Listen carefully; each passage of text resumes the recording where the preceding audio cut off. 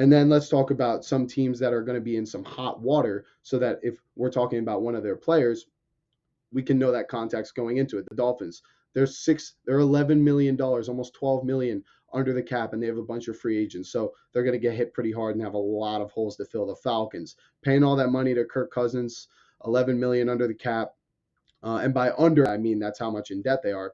And then they got some other free agents, Cowboys.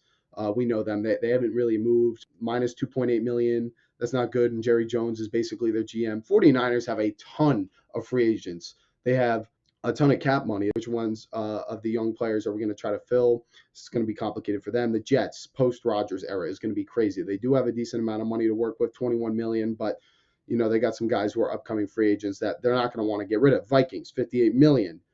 They have a ton of free agents.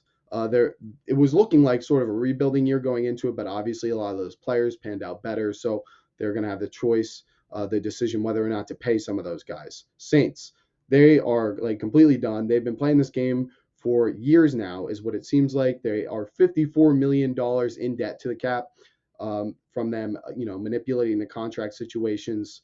And what do they even have, right? That they're paying all this money to. Really doesn't look like very good for the Saints' future. And then the Commanders, they have a ton of free agents, similar to the Vikings. They exceeded expectations, so there's going to be some cap casualties, but they do have $78 million to work with.